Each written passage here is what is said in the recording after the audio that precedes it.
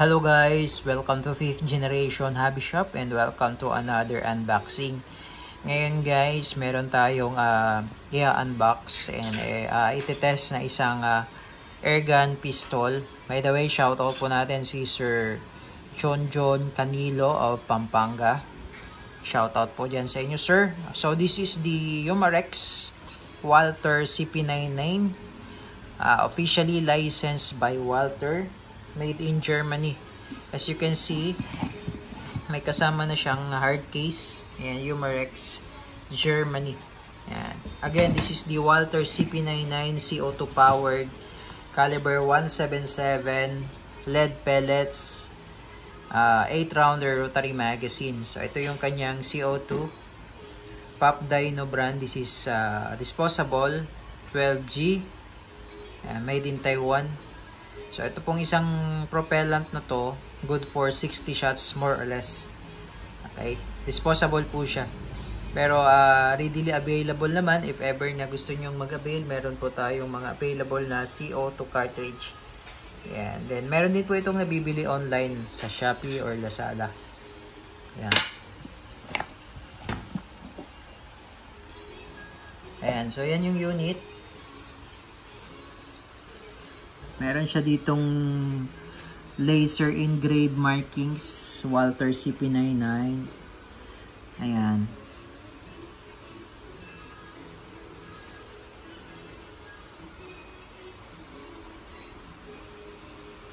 Ito po yung kanyang magazine to rotary mag. Dalawang rotary mag po yung kasama. 8-rounder po.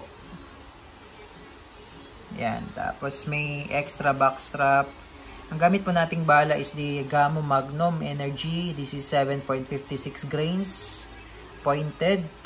250 po yung laman nito, yung isang lata po.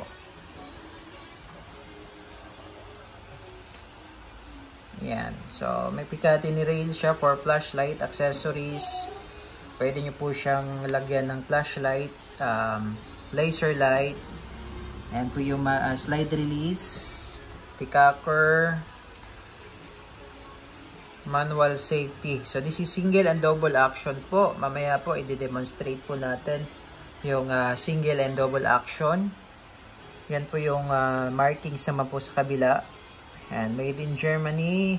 Yan po, officially licensed by Walther. Yan po yung serial number, caliber 4.5mm or 177 pellets po siya, no?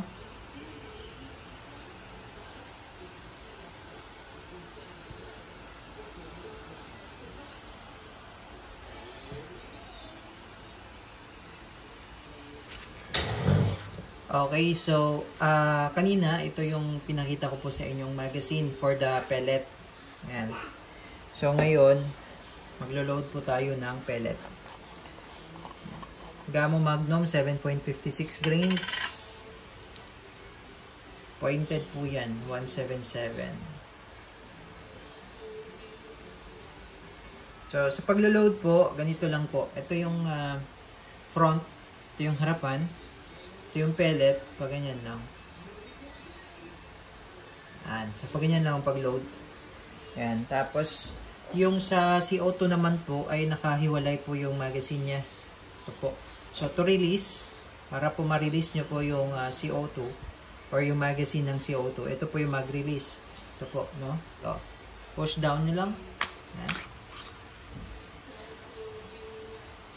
Ayan. Ito yun po yung lagayan ng CO2.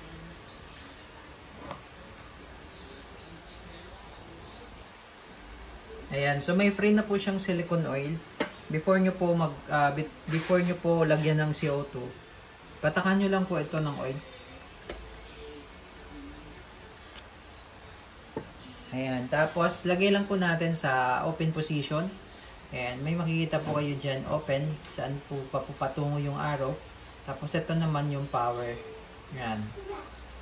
Ayan po. So ilalagay lang po natin, ayan po, no? Ilalagay lang po natin sa open position. Yan. So, susundan lang natin yung arrow. So, kanina po, ganyan siya, no? Ganyan. So, ilalagay lang natin siya sa open position. Yan. Pag ganyan po. Then, lagay po natin yung CO2. Ayan. Tapos ngayon po, nakikita nyo po, ano, meron siyang puwang, no? May space.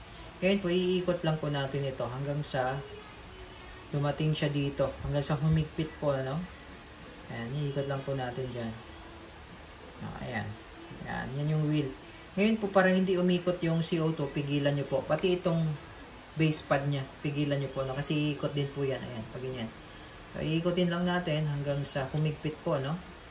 Hanggang sa humigpit. Yan, kasi po ito po yung yung wheel niya para po humigpit yung CO2. No? Kailangan po dito mahigpit na mahigpit po. Kapag hindi niyo na po naiikot ito, ibig sabihin po noon mahigpit na siya. And then, kapag ito po binalik natin sa dating position, yan po yung power. So, ibig sabihin po, mas lalong hihigpit at mas lalong hihigpit at magbubutas na po yung CO2 niyan. Yung nilagay po natin, di pa butas yan. Ipakita ko lang sa inyo, no? Hindi pa siya butas. Pero pag nilagay natin siya sa power position, mabubutas na po yan kasi mas lalo siyang hihigpit. Ayan.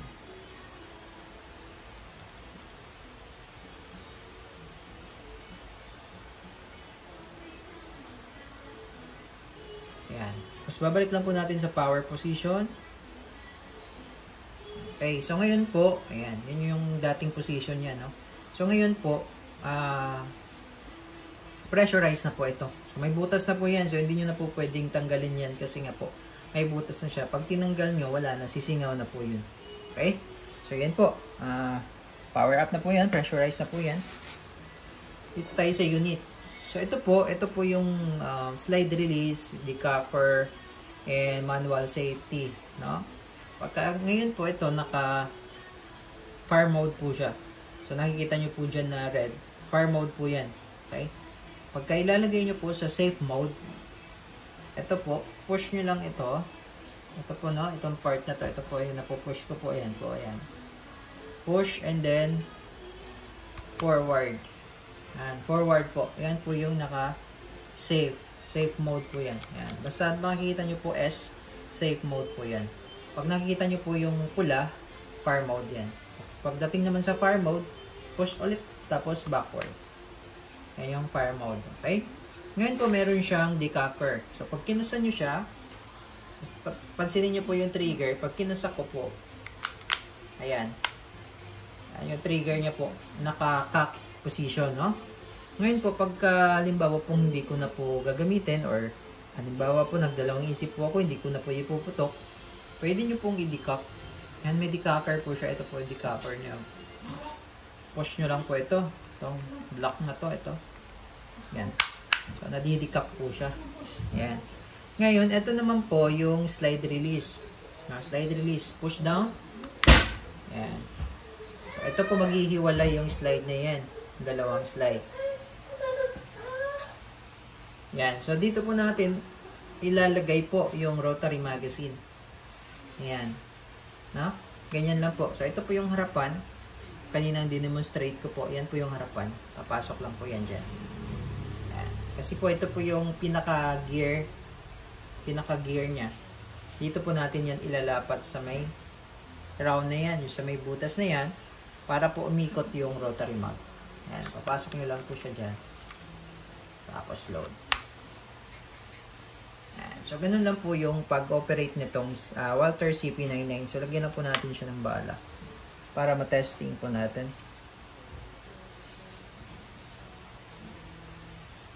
Okay, so ayan po. Nalagyan ko na po ng 8 pirasong bala. 8 rounder po kasi ito. Pareho po nilagyan natin para po matesting natin yung dalawang magazine.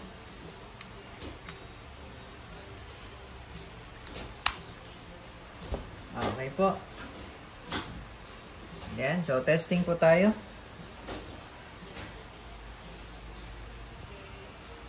Okay, testing po, Walther CP99. Loaded na rin yung ating magazine. Ayan, yung rotary mag.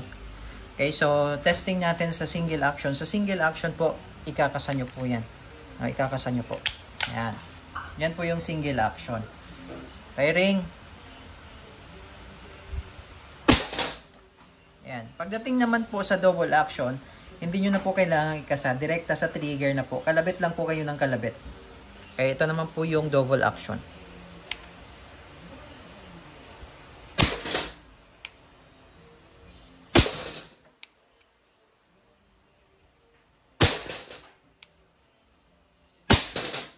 Yan. Testing lang po natin yung isang mag.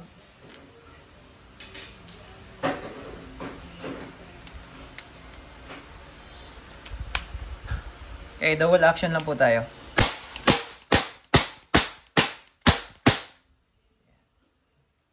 Walther CP99, caliber 177 airgun pistol, Barrio Marex.